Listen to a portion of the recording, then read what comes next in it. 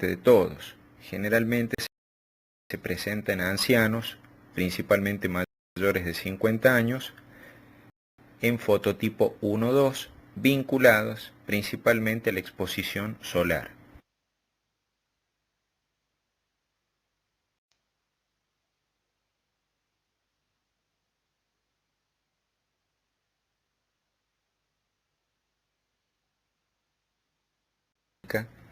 Pueden ser tipo máculas, tipo polipoideas o verrugosas, las cuales pueden tener un color pardo o negruzco y se localizan principalmente en cara, cuello y tronco. Existe el signo de Leser-Trelat, que consiste en la aparición de múltiples queratosis seborreicas en poco tiempo, lo cual indica un signo de malignidad interna, es decir, un síndrome paraneoplásico, generalmente vinculado a un adenocarcinoma gastrointestinal. Dentro de los diagnósticos diferenciales existen múltiples, sin embargo, de acuerdo a su característica clínica, puede ser con una verruga vulgar, un carcinoma espinocelular, léntigo solar y melanoma, entre otros. Los quistes epidérmicos suelen localizarse principalmente en la cara y en la parte superior del tronco y consiste en nódulos de consistencia elástica que en cuanto a su tamaño puede variar de milímetros a centímetros. Su ruptura de la pared puede originar inflamación con posterior sobreinfección. En cuanto al diagnóstico, generalmente se solicita una ecografía de partes blandas.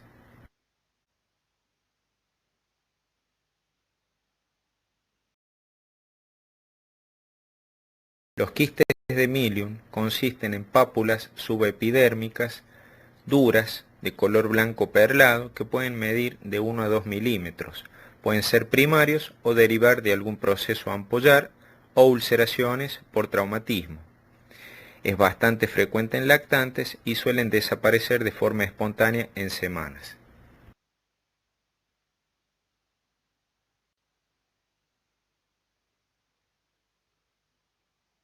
El pilomatrixoma es un tumor cutáneo benigno muy frecuente en pediatría. Su origen es a partir de la matriz pilosa, suele localizarse principalmente en cabeza-cuello y consiste en un tumor de consistencia dura, de color eritemato violáceo, más palpable que visible, y suele ser duro debido a una calcificación que presenta en su interior, y si se inflaman se puede.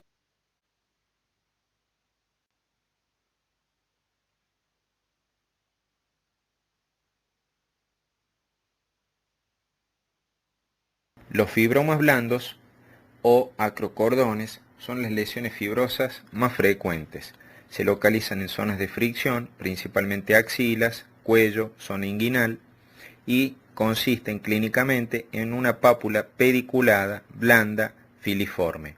Puede ser única o múltiples, aumenta su aparición con la edad y también la aparición múltiple en poco tiempo de fibromas blandos puede indicar un estado de insulino-resistencia. En cuanto al tratamiento, consiste en la resección con tijera, electrobisturí o crioterapia. Y por último, el lipoma, que es un tumor compuesto por adipocitos maduros, suele ser frecuente entre la quinta y sexta década de la vida. Clínicamente se manifiesta como nódulos subcutáneos blandos y móviles, de crecimiento lento, asintomáticos y pueden localizarse en cualquier sitio. Sin embargo, los lugares más frecuentes suelen ser el cuello, el tronco, brazos y nalgas.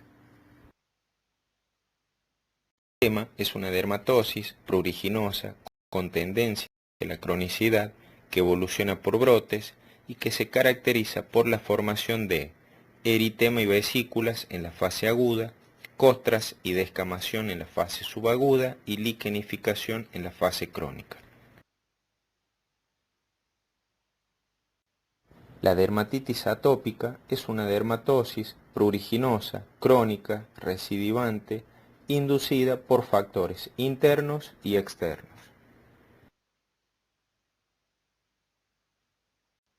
La dermatitis atópica es una enfermedad multifactorial inducida por factores internos, la inmunidad humoral y celular, y factores externos que actúan como desencadenantes, como el estrés, el calor, la lana, infecciones de vía aérea superiores, entre otros.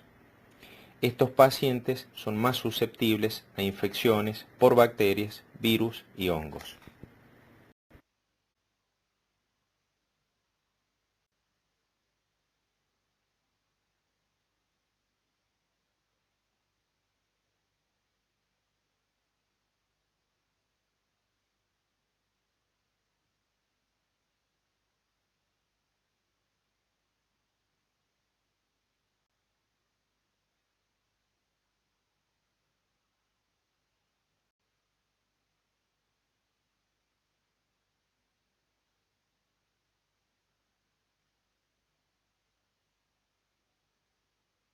Para diagnosticar una dermatitis atópica, también hay que tener en cuenta y conocer la morfología y distribución de las lesiones de acuerdo a la edad del paciente.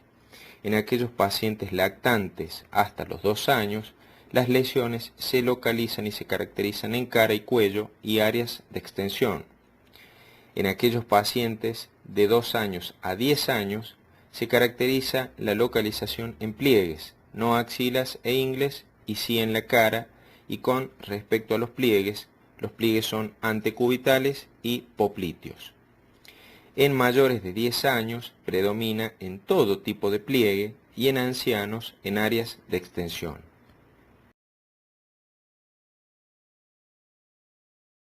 Medidas generales para evitar que esta patología sea recidivante. Para eso tenemos que identificar y eliminar los factores desencadenantes, luego tener en cuenta el cuidado de la piel mediante baños diarios, cortos, menos de 15 minutos, con agua tibia, utilizar jabones cremosos o con avena, cremas humectantes sin perfume, ropa de algodón blanco sobre la piel y sábanas de algodón.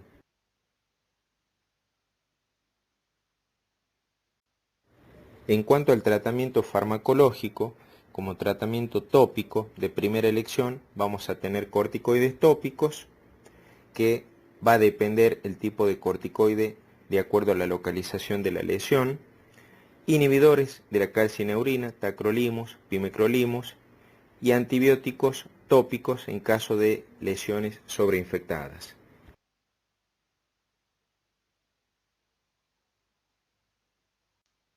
Para aquellos pacientes con dermatitis atópica severa, se puede utilizar un tratamiento sistémico, antibióticos en el caso de la sobreinfección, antihistamínicos sedativos en el caso de dermatitis atópica muy pruriginosa, corticoides sistémicos, principalmente la meprednisona, y en otras oportunidades la fototerapia e inmunosupresores.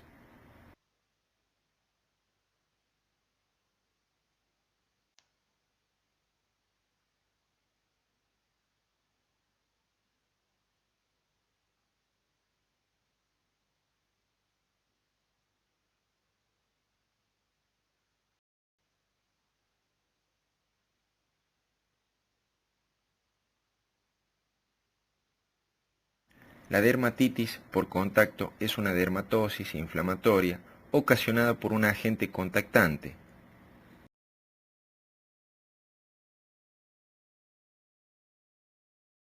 La dermatitis por contacto irritativa es una inflamación local no inmunológica producida por una sustancia contactante.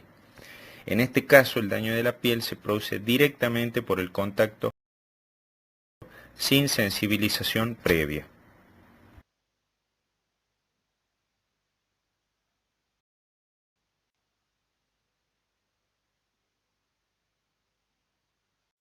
La dermatitis por contacto alérgica, en este caso, es un proceso también inflamatorio de la piel producido por contacto con un alergeno mediado por un mecanismo de inmunidad celular tipo 4. En este caso necesita sensibilización previa y es una reacción individual específica que depende del individuo.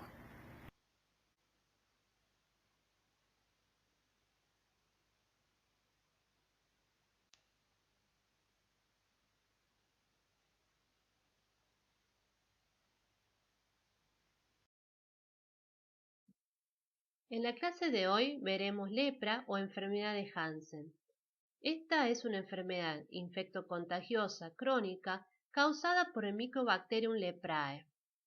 Tiene baja contagiosidad, ya que tiene que haber un foco bacilífero y un huésped susceptible, con una inmunidad celular alterada.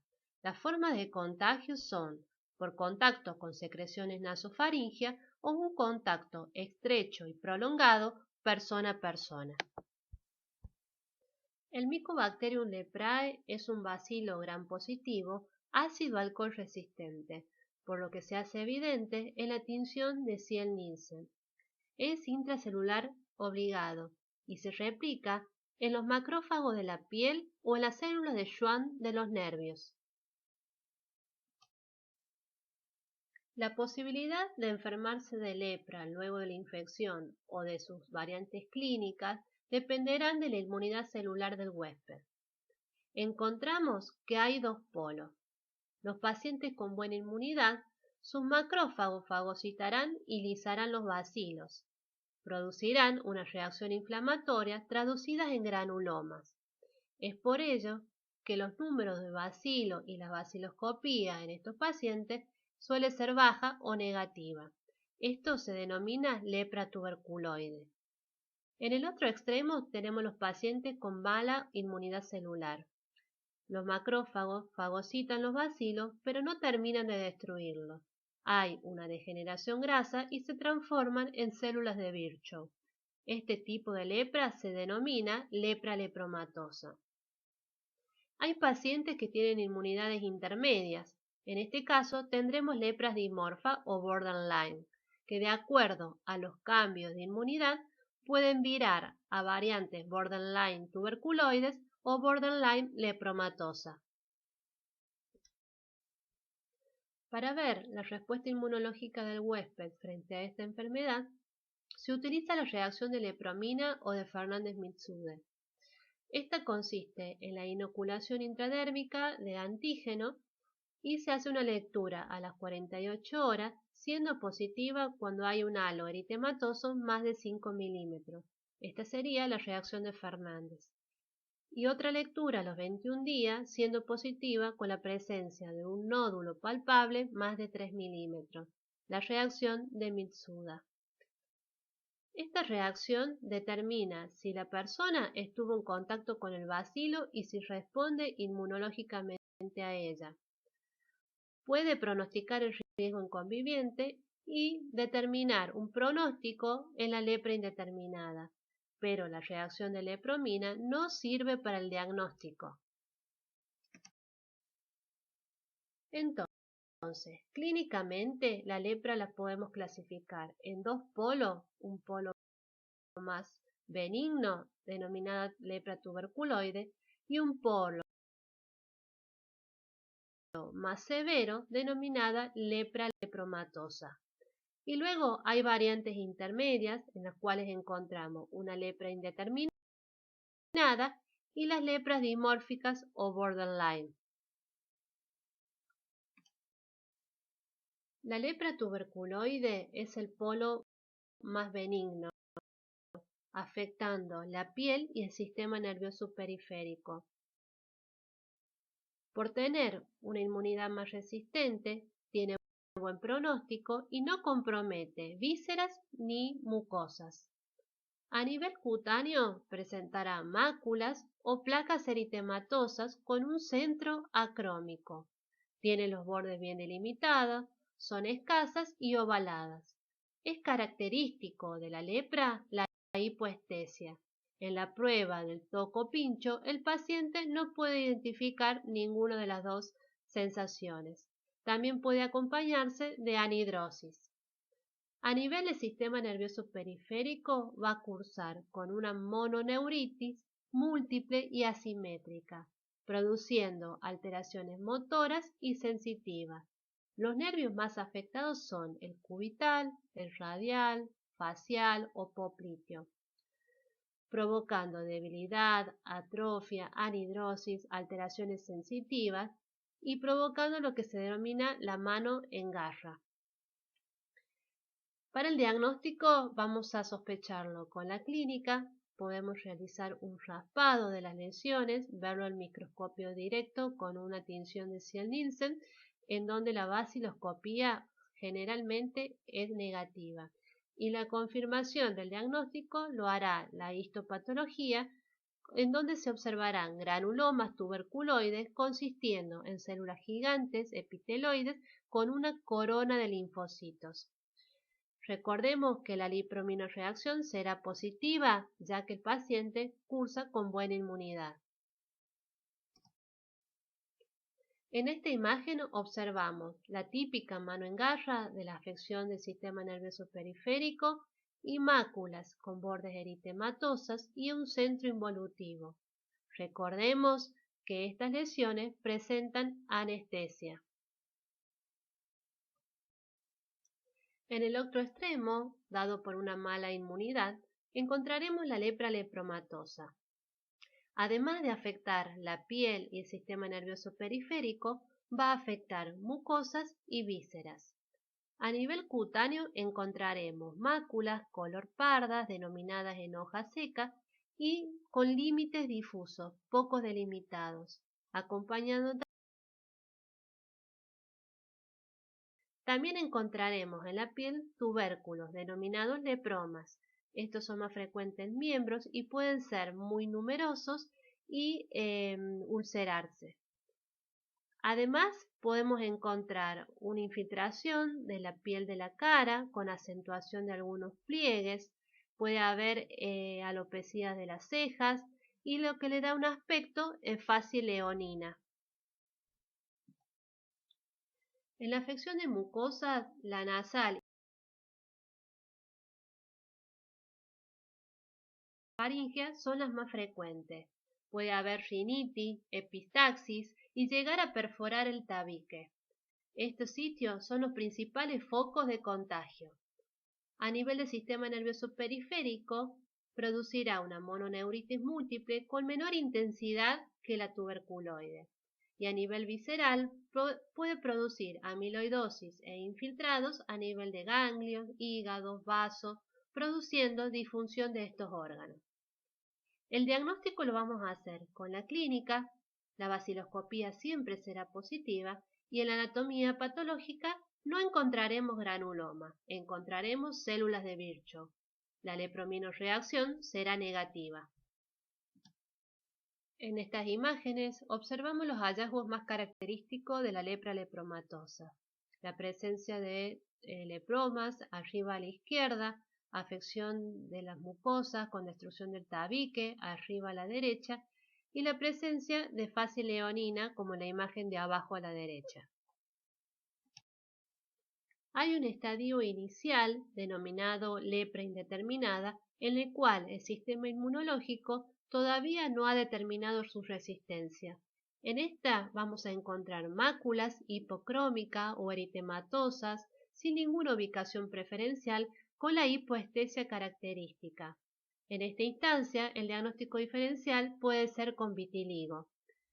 De acuerdo hacia qué polo va a virar, puede tener mayor o menor afección del sistema nervioso periférico y no suele tener compromiso ni de mucosas ni de vísceras. La vaciloscopía puede ser positiva o negativa y en la histopatología encontraremos un infiltrado linfocitario inespecífico. En inmunidades intermedias encontramos las formas dimorfas o borderline. Estas son clínicamente inestables y pueden ir virando o acercándose al polo tuberculoide o lepromatosa. A nivel cutáneo, cuanto más delimitadas serán las lesiones, más cerca de un polo tuberculoide estamos. Estas pueden ser máculas con bordes eritematosos o violáceos, a veces poco definidos, y un centro involutivo parecido al de la piel sana. Estas se denominan el recorte de Ostia. Es característica siempre la hipo o la anestesia de las lesiones. No hay compromiso visceral ni mucoso. El compromiso del sistema nervioso periférico será mayor cuanto más cercano esté a la lepra tuberculoide. La vaciloscopía dependerá de sus polos, positivo o negativo, y en la histopatología encontraremos células de Virchow. Dentro de la evolución crónica de la lepra podemos encontrar brotes agudos denominados brotes reaccionales. El tipo 1 se asocia a cambios en la inmunidad celular y se ve en las lepras borderline. En caso de un incremento de la inmunidad celular, el paciente puede acercarse a un polo tuberculoide, en donde las lesiones viejas pueden volverse turgentes, eritematosas, con signos de inflamación. En caso de empeoramiento de la inmunidad, se pueden acercar a un polo lepromatoso, incluso con la aparición de lepromas. También se ha descrito un cuadro neurítico agudo. La vaciloscopía será negativa y la lepromina será positiva. El tratamiento es con antiinflamatorios como corticoides.